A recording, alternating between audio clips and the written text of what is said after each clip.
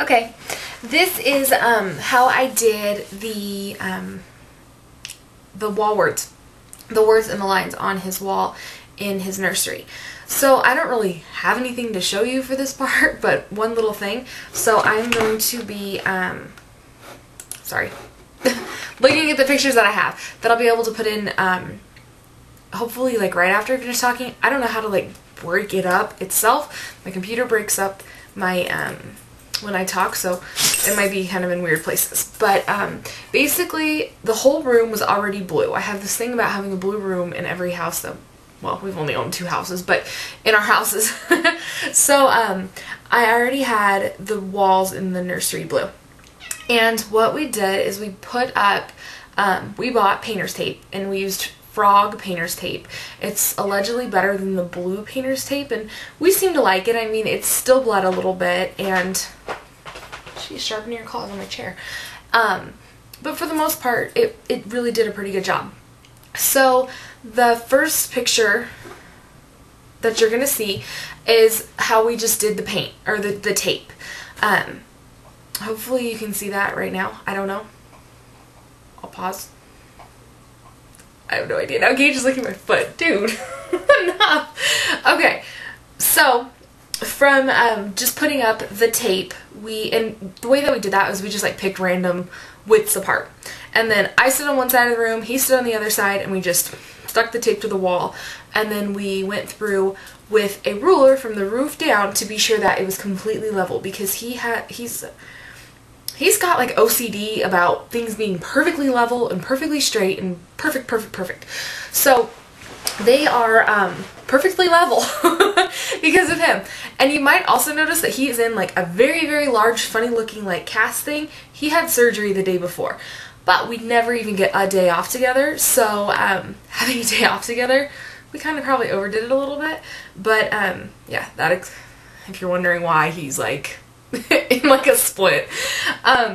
Okay, so the next picture that you're gonna see, let's see what that's gonna be. Okay, is of him painting painting the walls, like painting in between the stripes. So hopefully I get that in here at some point in time. I have no idea. Okay, and then the next picture you're gonna see is of just the walls with the stripes and how that turned out. I don't know. Okay, and then next is the words that I put on. And again, I use my Cricut cutting machine. And what it is, C-R-I-C-U-T, and it's a personal die cut machine. You put in the word you want it to cut out, and it cuts it out. And again, I used, it's called Crack and Peel. It's this paper, and you just crack it, and you peel. And you're left with a sticky, like, adhesive paper. So what I did was, I had the machine cut out the words, and if you wanted to do like shapes or something like that, you could do that too. It doesn't really, you know, sky's the limit, of course. You can go to your local scrapbook store where it's more, you know, like personal, like a Michael's or a Joann's or a Ben & Franklin, but like a local scrapbook store. And they usually have crop classes or scrapbooking nights or something like that. Those are the kind of stores that you'll be able to probably find this at. But you can use old school die cut machines. You can use the Cricut. There's a few others out there. And you can just cut them out. So I cut them out on the sticky paper. And what I did was I peeled the letters off. So I was left with just, and I left the back part on, so until I was ready to hang it up on the wall.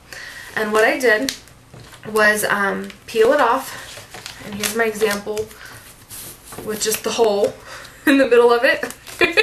Again, it takes me forever to get the machine out, so if anybody has any more questions, I'll be more than happy to answer them. But say I just wanted to do a dot, which there's dots in between all the letters or all the words on his wall. So you peel it off and you're left with the sticky part. So I just stuck it to his wall and then I painted over it, and then once the words or anything was dry, you know, the dot, I peeled it off and I was left with what was underneath. A few words of caution. If your walls are anything like me and they're like the textured walls, I don't really know if there's a saying for it, then the paint can bleed very easily. So when you put these on, be sure you really rub it down, and you try to fill in all the little spaces so that you have less of a, you know, place for the paint to bleed through. And then I used, I don't know what that was. I used just like the cheapy little foam 10-cent brushes that you can buy at any like craft store. I think that's a cow or a pig hoof. I'm not sure. But I just like you know, blotted the paint on instead of brushed it, because otherwise it would have bled through really bad. So you're going to see now a picture, and hopefully, I can't wait until I don't do that anymore.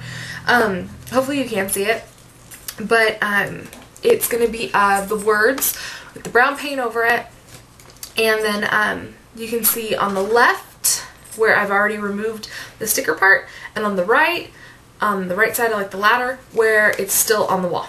So hopefully I'll have that put in here. I don't know if it'll work.